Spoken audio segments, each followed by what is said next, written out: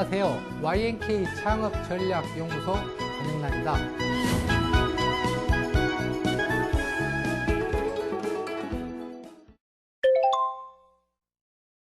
네, 지금은 직장을 다니고 있지만 창업을 생각하고 있습니다. 사실 생각만 했다 뿐이지 감도 못 잡고 우왕좌왕하고 있어요. 뭐부터 시작해야 될지 막막하기도 하고 제대로 해보려면 뭐부터 준비해야 하는지 알고 싶어요. 이번 시간에는 직장인 창업 준비 시 제대로 하려면 무엇부터 시작해야 할지 알아보고자 합니다. 창업을 계획하고 계시는 홍민숙님과 함께 해보겠습니다. 네, 안녕하십니까? 안녕하세요. 홍민숙입니다. 이번 소장님을 통해 창업에 관련된 여러 가지 조언을 듣고 싶습니다. 네, 그럼 이제부터 본격적인 이야기를 해볼까요?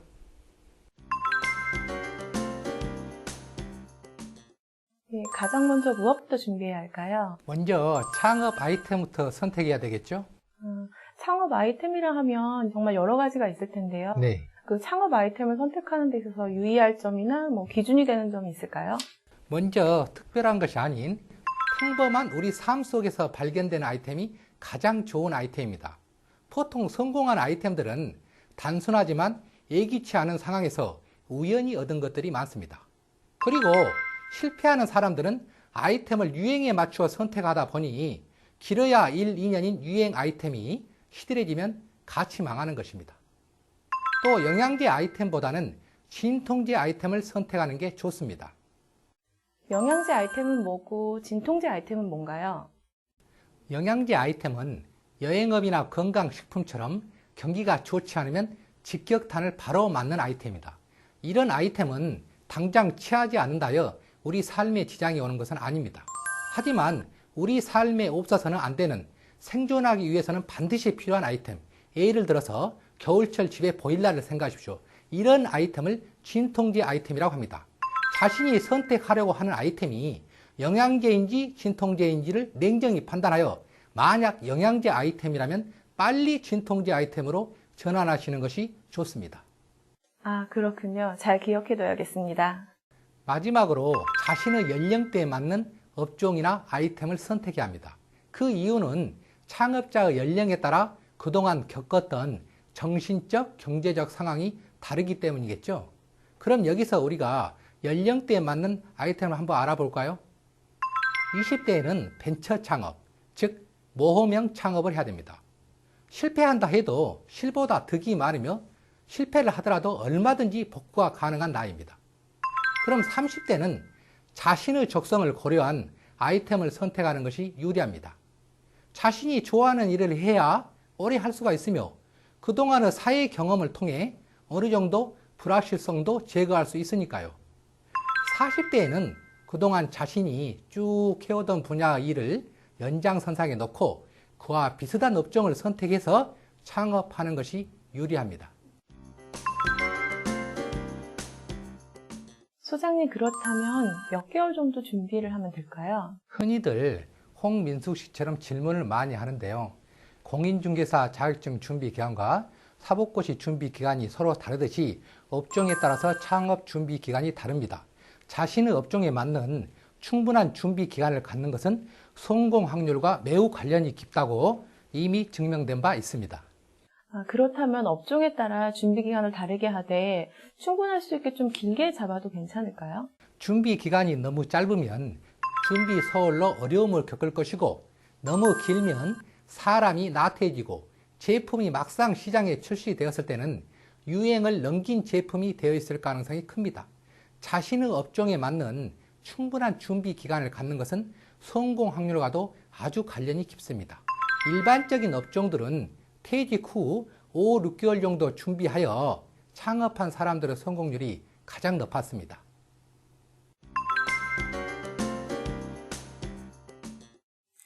네, 소장님, 창업 자금도 궁금한데요. 대략 얼마 정도 있어야 창업이 가능할까요? 앞서 말씀드렸던 창업 준비 기간과 비슷한 답변을 드릴 수 있을 것 같습니다. 창업하려는 업종마다 필요한 자금이 다릅니다. 예를 들어서 분식점을 차린다면 1억 원은 큰 금액이지만 제조업을 한다면 기계 한 대 값도 안 되는 금액이기 때문입니다. 아, 그렇군요. 그렇다면 평균 얼마 정도의 창업 자금을 가지고 시작해야 할까요? 대부분 1억 원 미만의 자금으로 창업을 합니다.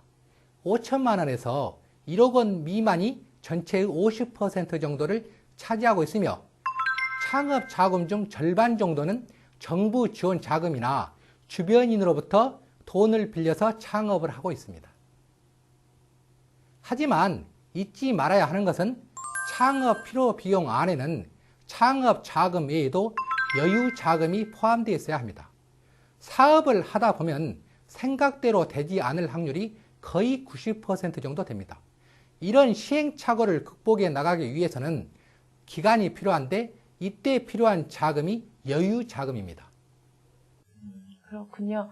만약 여유 자금 없이 창업을 하게 된다면 그 일이 잘 안 풀리거나 해서 뭐 돈을 빌리러 다니거나 좀 막막한 상황이 될 것 같기도 해요. 네, 그렇습니다. 최소한 6개월 이상의 여유 자금은 가지고 창업을 해야 합니다.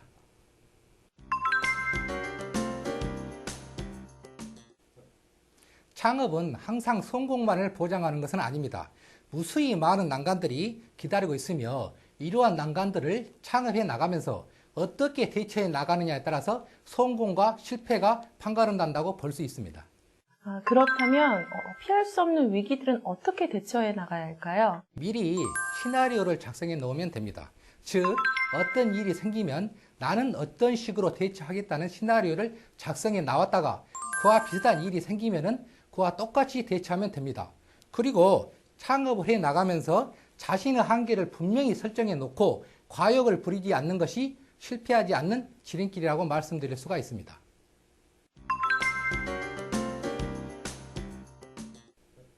홍민숙님은 왜 창업을 하려고 하십니까? 지금 직장을 다니고는 있지만 앞으로 사람 일이 어떻게 될지 모르잖아요. 네. 좀 더 나은 삶을 영위하기 위해서가 아닐까요?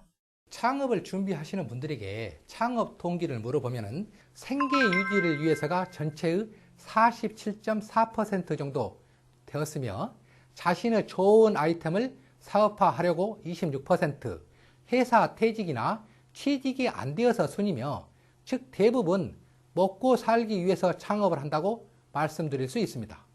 이런 생각이 나쁘다고 할 수는 없지만 처음에는 이런 마인드로 창업을 하더라도 계속 그러면은 사업에서 성공할 수가 없습니다. 그렇다면 소장님, 예비 창업자들이 어떤 창업 마인드를 가져야 할까요?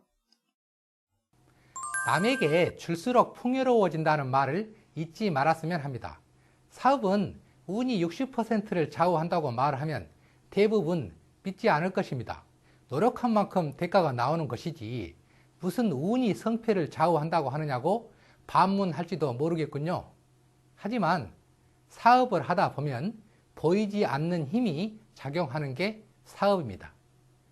운이라는 것도 평소에 최선을 다하면서 좋은 일을 하고 베푸는 사람에게 찾아오는 것입니다. 혼자 잘 사려고 하기보다는 더불어 잘 살고자 하는 창업 마인드를 가졌으면 합니다. 더불어 함께 하고자 하는 마인드 잘 알겠습니다. 짧은 시간이었지만 좋은 말씀 감사드립니다. 네, 홍민숙 님도 수고하셨습니다. 예비 창업자 여러분들, 창업 준비에 고민이 많으실 겁니다. 창업을 한다는 것은 많은 노력과 시간이 필요하지만 모든 것을 성취한 것보다 지금 여러분처럼 성취할 목표가 있는 것이 가장 행복한 것입니다. 부디 많은 정보를 얻고 준비하셔서 좋은 결과 있으시길 바랍니다. 감사합니다.